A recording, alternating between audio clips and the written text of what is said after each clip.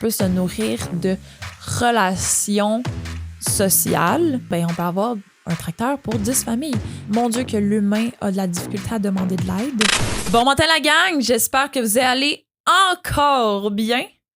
Aujourd'hui, je te parle de simplicité volontaire, qui est un mouvement qui est basé sur surtout l'individualité, basé sur ce qui est nécessaire de consommer plutôt que les besoins non nécessaires, donc nos désirs.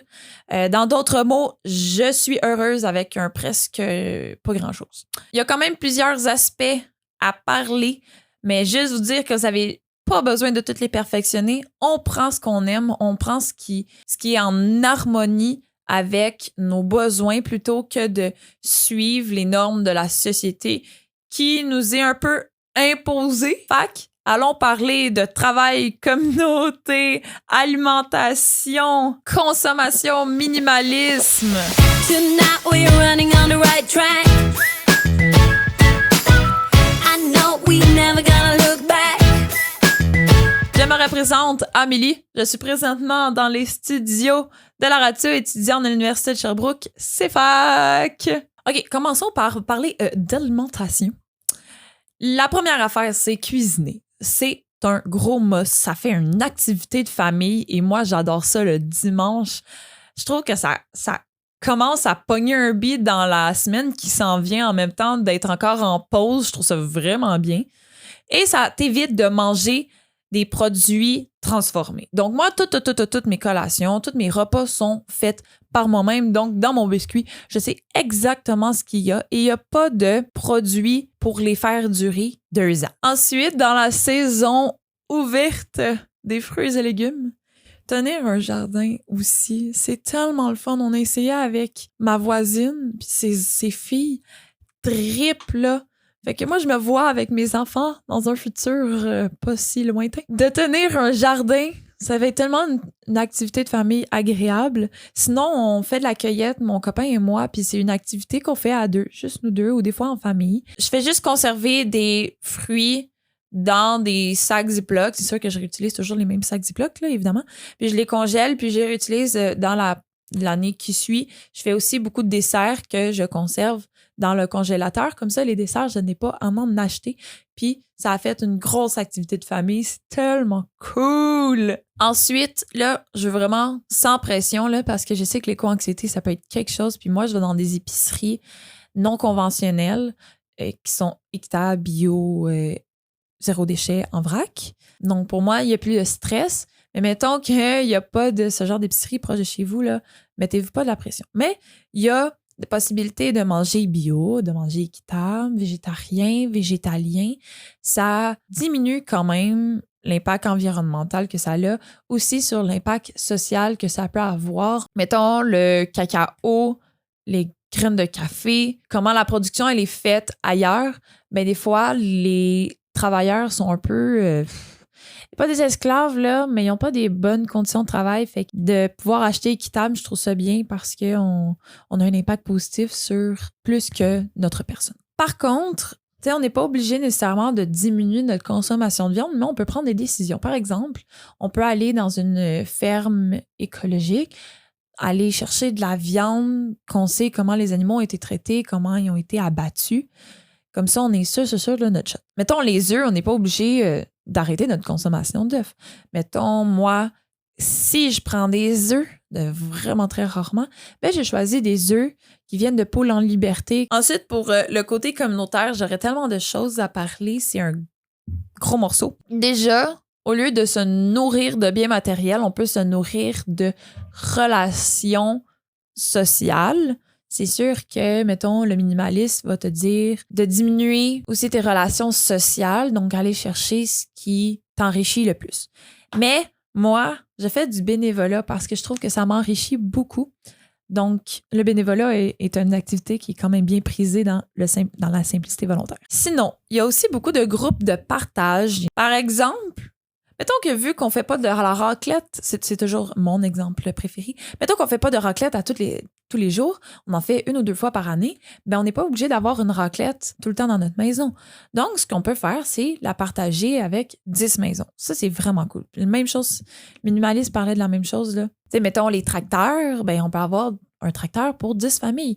Fait qu'on est capable de diminuer notre consommation, mais sans se priver. Puis dans les coopératives, ce qui est cool, c'est qu'on peut aller chercher les intérêts des gens, les métiers des gens pour mettre ça en œuvre ensemble, pour, mettons, créer un environnement où ce que chacun s'entraide. Donc, disons que moi, j'adore jardiner, j'adore les plantes, j'en ai trop chez moi.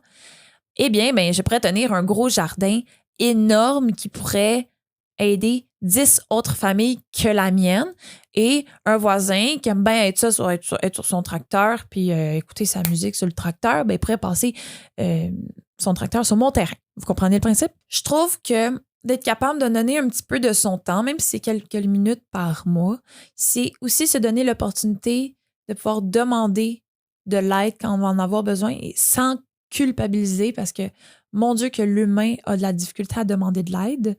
Et je trouve que c'est bon aussi pour notre portefeuille. Ça nous amène aussi à l'autonomie financière. Je trouve que ce principe-là est tellement pertinent pour les familles moins bien nanties, puis même les familles plus nanties. Je trouve ça tellement pertinent. Je trouve pas d'autre mot que c'est pertinent. Côté travail, on s'entend que le travail, au niveau de la simplicité volontaire dit qu'il faut que tu sois heureux, il faut que tu sois bien. Fait que ton travail, il faut que tu sois bien. Si tu n'aimes pas ton travail, il va falloir que tu changes. Hein? Si tu ne l'aimes pas et tu ne veux pas changer quand même, ben, pas grave, tu resteras là. Mais il faut se sentir bien au travail. Puis moi, j'ai dans l'idée qu'on n'a pas besoin de travailler 40 heures par semaine pour être capable de bien vivre. C'est une des normes de la société qu'on nous a imposées. Moi, je veux pas qu'on me l'impose. Je veux faire ce que moi, j'ai envie de faire. Par exemple, en ce moment, je survis très bien avec mon salaire annuel de 12 000 $. Donc, je me vois très mal faire 40 heures semaine, faire 40 000 $. Je sais pas ce que je ferais avec cet argent-là. En tant qu'étudiante, je survis très bien. C'est sûr que j'ai des bourses, mais j'ai pas besoin de travailler 40 heures semaine. Donc, j'ai besoin de travailler pour payer mon loyer, payer ce que j'ai besoin de manger, mes dettes, mes paiements mensuels et plaisir. Mais souvent, mes plaisirs, ça coûte pas si cher que ça. Bon, malgré que voyager, ça coûte cher. Mais, tu sais, voyez le principe, là, je suis capable, moi, de tout payer puis de voyager minimum 1 fois par année. Et je trouve que le fait de diminuer ses heures de travail, ça permet de passer plus de temps avec la famille. Par exemple, ma mère, avec ses études, elle travaillait 25 heures semaine. Elle finissait à 2 heures de l'après-midi à tous les jours. Elle veut plus faire 40 heures. On n'en veut plus. Parce qu'elle est capable de faire autre chose que de travailler, parce qu'elle a d'autres plaisirs que de travailler, dont sa famille. Puis nous, pour vrai, ça a vraiment un gros impact sur, mettons, ses filles, ses enfants, parce qu'elle est beaucoup plus disponible. Combien d'enfants ont exprimé le fait que leurs parents n'étaient pas si disponibles? Donc, pour le besoin d'être libre au travail, il y a d'autres alternatives. C'est sûr que diminuer ses heures, donc le temps partiel, il y a le télétravail, ou sinon, trouver un travail avec des horaires flexibles ou demander un horaire flexible. Ensuite, côté ménage. Là, je vais vous dire que le minimalisme et la simplicité volontaire se rapprochent vraiment beaucoup. Par contre, la simplicité pousse un petit peu plus loin. Donc, le minimalisme fait partie de la simplicité volontaire. Donc, on essaie de réduire nos biens matériels. On fait beaucoup de ménage de printemps, même si c'est pas le printemps. Et là, on pousse un peu plus l'idée. On utilise des produits plus naturels pour faire le ménage. Souvent, ils sont plus à portée de main, comme vinaigre, bicarbonate de soude. Moi, ces 2 ingrédients-là, je l'utilise pour le four. J'ai aucunement besoin de produits super forts. Le vinaigre et le bicarbonate de soude, c'est déjà assez fort ensemble, là. C'est capoté, ça fait des bulles. Il y a le savon de Mersey aussi qui fonctionne extrêmement bien, qu'on peut aussi faire du savon pour la vaisselle ou la lessive. Au niveau de la consommation, c'est sûr que, comme j'ai dit, on essaie de consommer ce qu'on a besoin, pas ce qu'on pense avoir besoin ou les désirs. Tout ce qui est non nécessaire, on évite. Donc, pour le faire, on peut utiliser la règle des 5 R, donc refuser, réduire, réutiliser, recycler, et rendre à la terre, donc composter. C'est la raison pour laquelle j'essaie d'éviter les centres d'achat, pourquoi j'essaie d'éviter les épiceries conventionnelles et pourquoi je déteste les publicités parce que ça nous met dans la tête qu'on a besoin de certaines choses et qu'on n'a pas besoin. Par exemple, là, c'est bizarre, là, mais je n'utilise pas de produits à moustiques vraiment. Je suis capable de me contrôler, puis je trouve pas tant que ça fonctionne réellement, fait que j'en utilise pas. C'est sûr qu'au niveau de la consommation, on essaie d'acheter seconde main, c'est à prioriser. En plus que ça fait économiser. Puis évidemment, si on trouve pas seconde main, ben on peut faire des achats équitables, bio, éco-responsables et locaux.